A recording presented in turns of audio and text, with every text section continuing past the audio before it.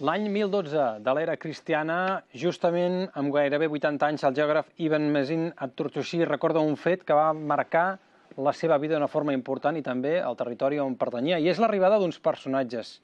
Ara explicarem d'on venien. Dic personatges, que no vull dir la paraula, si dic la paraula... Van venir uns senyors amb uns vaixells, venien de molt a lluny i de molt amunt, i es van assentar no gaire lluny del castell d'Amposta i de la ciutat de Tortuixa, que aleshores marcava la frontera amb els regnes cristians. Aquests personatges eren ni més ni menys que, els trobarem aquí, a la portada del llibre, Vikings. I és un dels protagonistes, un dels molts protagonistes d'aquesta nova novel·la d'en Jordi Tinyana. Jordi, benvingut. Hola, gràcies. Dic un dels molts perquè és que hi ha molts vikings, però també hi ha molts àrabs de protagonistes. Sí, és una novel·la coral, una novel·la de molts personatges. És fantàstic, el somriure del viking basat en fets reals. És el primer que quan vaig veure l'argument i això... Hosti, van haver vikings en aquest punt de casa nostra? Està basat en un fet històric, arrenca d'un fet històric que no té alguna polèmica. És a dir, el fet històric ben testimoniat i ben cert és que els vikings van remuntar al Guadalquivir, van saquejar Sevilla, després van passar pel Mediterrani, van saquejar de tot, Florència, Sicília, tot. I després, en la mateixa expedició, van arribar a Pamplona i van saquejar Pamplona. La van cremar, van agafar el rei, van demanar rescat, en fi. Això és cosa certa, cosa segura. I a partir d'aquí hi ha dues opinions diferents. Hi ha un sector d'historiadors que defensa que els vikings van remuntar l'Ebre per arribar a Pamplona, i d'altres que diuen que no, sinó que van arribar per dalt, no?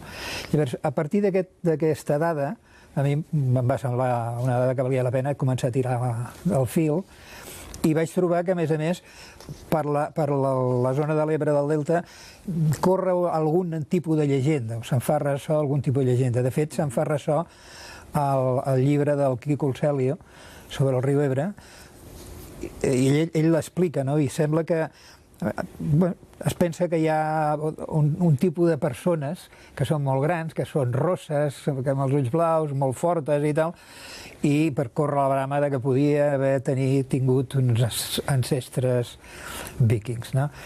Bé, això és una llegenda, és clarament una llegenda. Però quan vaig començar a tirar del fil, a veure si efectivament podien haver pujat per aquí, si hi havia algun tipus de testimoni arqueològic o historiogràfic, vaig trobar un text d'un historiador àrab del segle XIV, del nostre segle XIV, que fa esment d'aquest... És el text que encapçala el llibre, que s'obre al principi de tot. Al principi. Sí, és el text que obre el llibre, en el qual ell dona notícia de que en aquesta zona hi va haver-hi un assentament viking i que en queden restes, en el moment en què ell escriu, que és el segle XIV nostre, no? Per tant, ell ho dona per bo. Com que ningú no l'ha desmentit, jo també el dono per bo. Ningú ha dit. És allò que acampaven els normands, matjos, no? Sí, normands, homes del nord, matjos, els hi deien ells. Al seu voltant excavaren un fossat, les restes del qual es conserven encara avui. És un text històric que remunta de temps A, que es diu, eh? I a partir d'aquí, d'aquest fet, construeixes un relat? Sí, de fet, el que em va interessar sobretot, perquè, a veure, dels vikings se n'ha escrit bastant, no tant aquí, però sí en general al món, i se n'han fet moltes versions cinematogràfiques, sèries de televisió, en fi. Dóna la casualitat que en el moment en què jo vaig començar a parlar d'això tenia encara l'eco de l'exposició, d'una magnífica exposició que va haver al Museu Marítim de Barcelona sobre els vikings. I jo tenia el ressò d'unes lectures infantils. Abans parlàvem de la pel·lícula dels vikings. Sí. Bueno, aquella pel·lícula posteriorment va tenir aquí una versió en llibre. El Jordi Gubern va novel·lar la pel·lícula, en realitat. Passa al revés, no? Normalment és el llibre el que dona pas a la pel·lícula. Estem parlant de la pel·lícula Vikings de Michael... Sí, del Kirk Douglas i del Tony Curtis. I llavors, bé, aquesta pel·lícula va donar origen a la novel·la, que es deia Els Vikings, igual, Los Vikingos, en aquell moment, del Jordi Gubern, i va sortir també una col·lecció de cromos, també basada en la pel·lícula, no? Jo en aquell moment havia llegit el llibre, m'havia agradat molt aquell llibre. Bé, tot plegat em va semblar que podia ser interessant entrar-hi, no? I vaig començar a escarbotar i a mirar coses. Clar, hi ha molta documentació dels vikings, sobretot al nord n'hi ha moltíssima. També hi ha grups de reconstrucció, com és lògic, igual que aquí tenim els de romans, doncs és obvi que allí també n'hi ha d'aquests. i dels musulmans de l'època andalusí, del califat de Còrdova, d'això hi ha moltíssima documentació original seva i d'historiogràfica, no? Per tant, no hi havia problemes de documentació, no en tenien, no? I m'hi vaig tirar de cap. I per allà els cristians, eh? Bueno, els cristians... La videta, estan per allà... Els cristians estan fora de la novel·la. Hi ha algun episodi en què participa, perquè, òbviament, hi havia ràtzies en un cantó i a l'altre, però estan fora de la novel·la, no formen part. El que passa que a mi, de la història aquesta dels vikings a l'Ebre, m'interessava, i crec que el llibre respon a aquesta idea, m'interessava com es troben dues cultures tan diferents, de quina manera es troben. No tenia cap voluntat de fer una novel·la bèl·lica, que és el que es té acostumats al gènere dels vikings, que són sempre combats i combats i combats, i conquestes i ràtzies i sexe, també hi ha sexe. Sexe i violència, que deien a l'Escurçó Negre. Sí. Aquí no n'hi ha, bueno, en la justa mesura, potser. Aquí hi ha la justa, sí. No has volgut entrar en això? No, és que no m'interessava. Això és una cosa que, bueno, ja hem vist, però jo no volia escriure això. M'interessava una altra cosa, que era reflectir la cultura musulmana que podia haver-hi en la Tortosa califal i el món dels vikings que arriba no en plan de conquesta, perquè jo feia... Clar, això... Ja he dit abans que l'expedició aquella que va arribar a Navarra va saquejar tot el Mediterrani, però és que anaven 70 o 80 embarcacions. Clar, si vas així és que vas a fer mal. Però amb els meus jo faig que vinguin 4 naus petites, de les més petites, i per tant aquesta gent, home, és un grup suficient com per fer una ràtzia, però no és un grup per saquejar ciutats ni... Una de les coses que em diu l'atenció, a l'imaginari veiem les naus plenes de vessar d'homes, aquí també hi venen dones guerreres. Sí, aquí venen dones, sí. Clar, el llibre, com que parteix d'una documentació dels dos mons, procura que aquesta documentació reflecteixi en mesura, perquè no es tracta d'abocar informació, però que reflecteixi en mesura la novel·la. La cultura àrab, tan avançada i refinada com creiem, i a l'altra banda, diatralment posar els vikings, una gent bàrbara, que primer piquen i després pregunten? Bueno, aquest és el primer tòpic que es desmunta quan comences a rascar una mica, no? És mentida que portessin banyes al casc, és radicalment mentida. És mentida que beguessin amb cranis i totes aquestes tonteries que s'expliquen. I no eren més bàrbars que qualsevol altre personatge dels pobles a l'edat mitjana. Eren doncs gent que vivia com tothom de la seva feina, per dir-ho així, però que arribat a l'estiu s'embarcaven per comerciar i per saquejar, una manera de proveir-se de riquesa com d'altres, vull dir, no feien res diferent.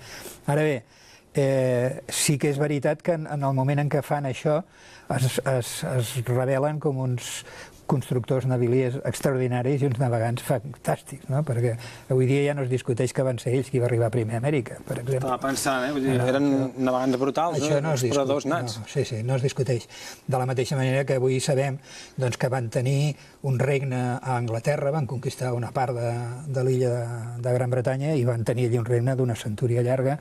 També van tenir un regne a Irlanda, que els van acabar fent fora, però es van establir i van tenir regnes allà. Igual que a Normandia també va ser una concessió del rei francès als normands, els vikings, després que arribessin i saquegessin París.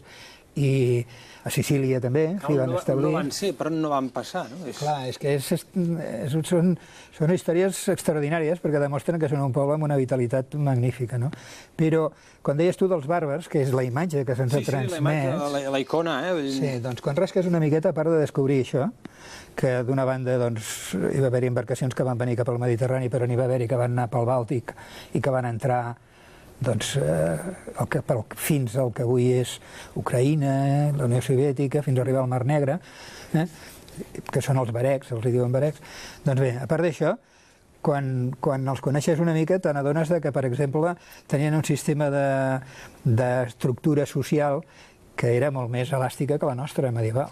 Per exemple, allà hi ha la figura màxima, és el Jarl, que és una mena de comte de l'època, però aquest no... Vull dir, és per consens, és a dir, és el Jarl perquè s'ho ha guanyat, perquè és un home que respecten tots, no? O, per exemple, tenien el Tinc, que era una assemblea, en la qual es discutien tots els homes tenien dret a anar a l'assemblea, llevat dels esclaus, i les dones, que no hi anaven, i allí discutien el d'això.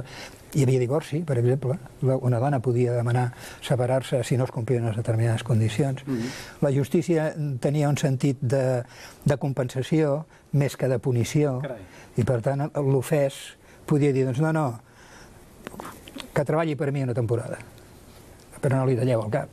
La pena de mort era molt estranya.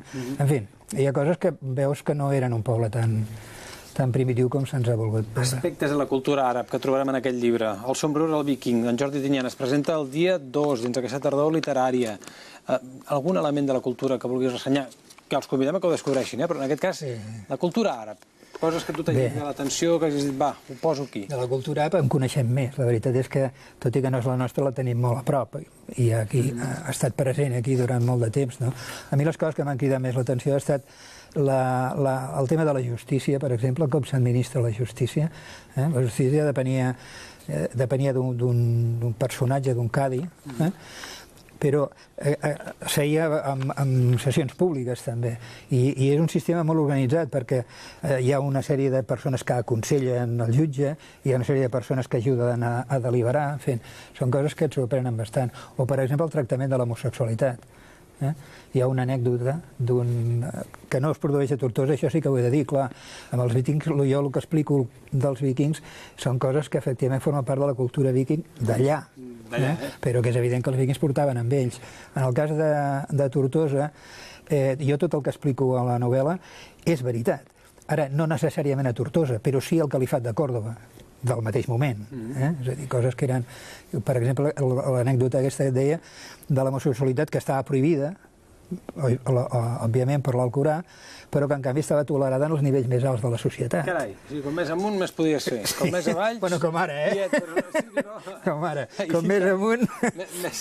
Més pots anar de fer. Sí, bueno, doncs clar, quan arribes als d'això, aquí tothom gira els ulls i no ho vol veure, no? Són els que manen. I tan obertament que en algun cas s'explica la d'un home que necessita, un califa, vaja, que necessita tenir descendència, i que, com que té tendències homosexuals, doncs fan que la noia que li posen es vesteixi de noi, perquè tingui descendència, no? Coses d'aquest estil, que són sorprenents. No, i xoquen i frapen.